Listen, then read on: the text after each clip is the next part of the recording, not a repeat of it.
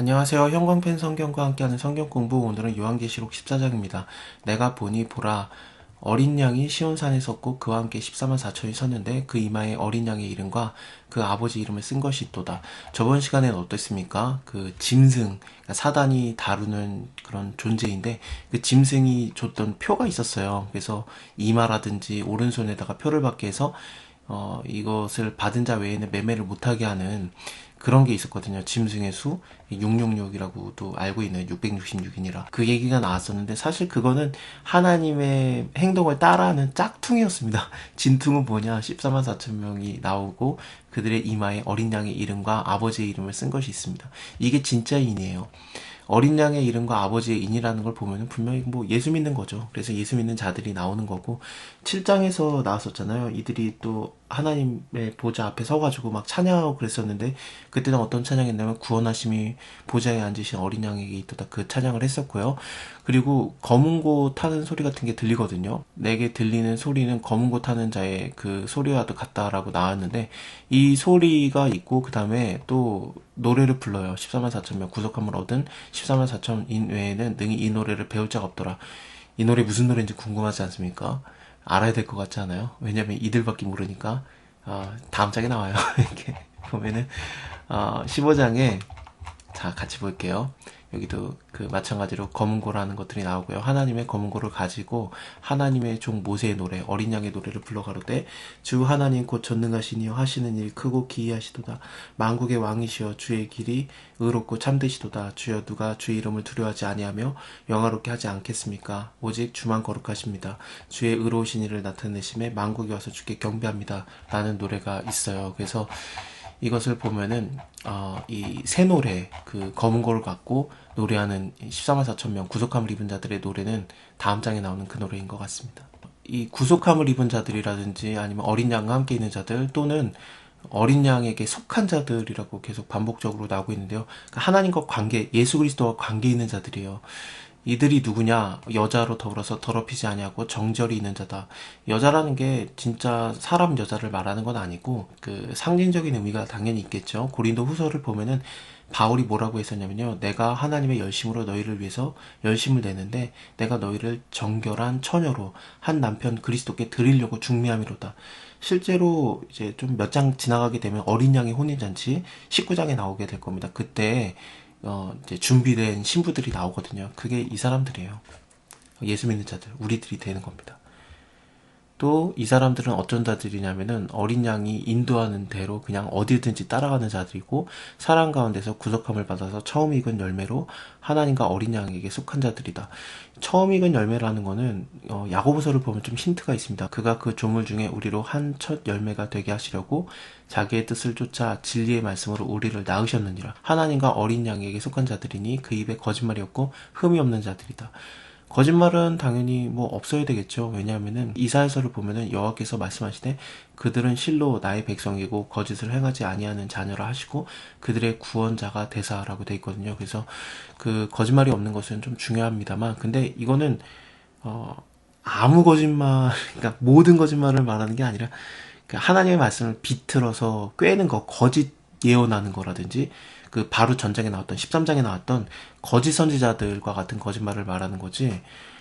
모든 거짓말들. 예를 들면 뭐 내가 몸무게가 사실은 53kg예요. 그러는데 사실 55kg다. 그럼 거짓말이면은 뭐 그 14만 4천 명이 아니냐. 그런 어린 양의 그 구속함을 받은 자들이 아니냐. 그렇게 볼 수는 없어요.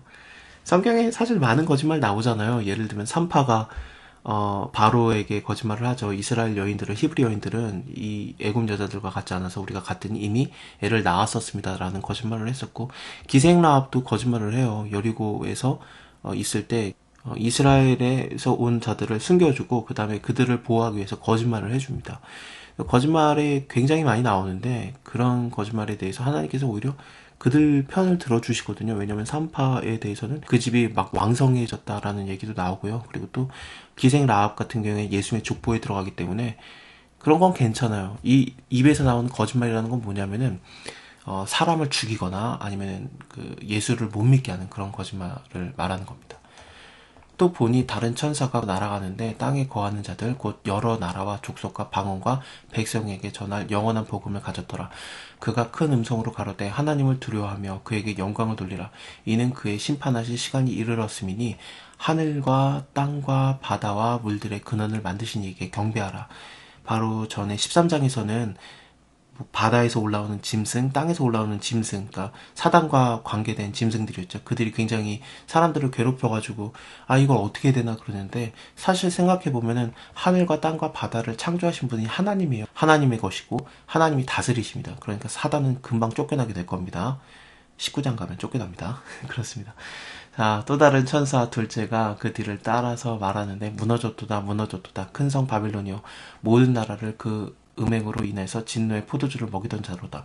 이거는 18장에서 이 큰 성 바벨론이 무너지게 될 건데요. 바벨론이 도대체 무슨 의미냐면은 요한계시록 18장에 힘센 음성이 외쳐가로되 무너졌도다 무너졌도다 큰 성 바벨론이여 귀신의 처소와 각종 더러운 영이 모이는 곳과 각종 더럽고 가증한 새에 모이는 곳이 되었도다.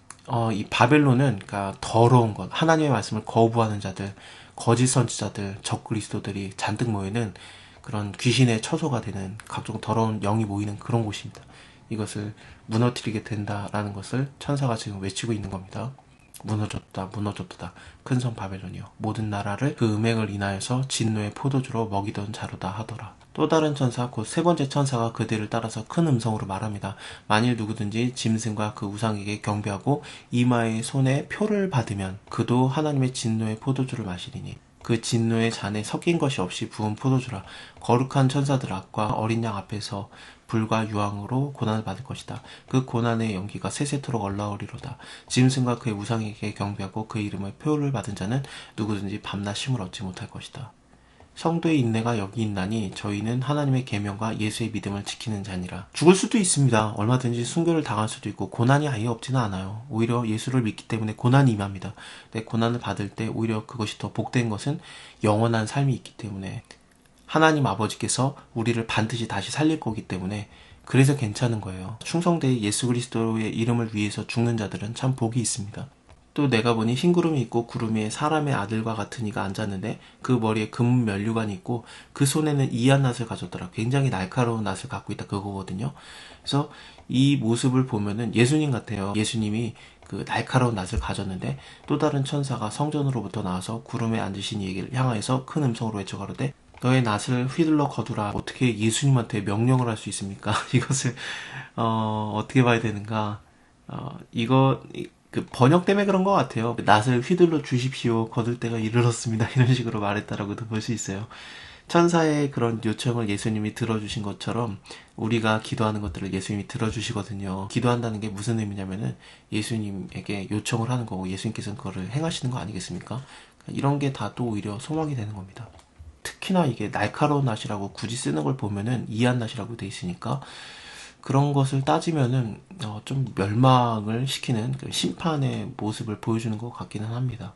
위에는 분명히 예수 그리스도인 거가 확실하고요. 밑에는 또 다른 천사입니다. 그래서 다른 천사가 낫을 갖고 있었던 겁니다. 이 낫을 가진 천사에게 불을 다스리고 있는 또 다른 천사가 큰 음성으로 얘기를 해서 거두라 그랬던 거고요. 천사가 낫을 땅에 휘둘러서 땅의 포도를 거둬서 하나님의 진노의 큰 포도주 틀에 던짐에 여기 성 밖에 그 틀이 밟히고 그 틀에서 피가 나서 굴레까지 닿았다라는 것은 또 요엘서를 보면은 너는 낫을 쓰라 곡식이 이것도다 와서 밟을저다 포도주 틀이 가득 차고 포도주 독이 넘쳐니 그들의 악이 크미도라라는 말이 있거든요. 이것은 하나님께서 마지막으로 경고하시는 거예요. 이제 심판때가 가까웠으니까 빨리 돌아와라 회개하라 그런 내용들입니다.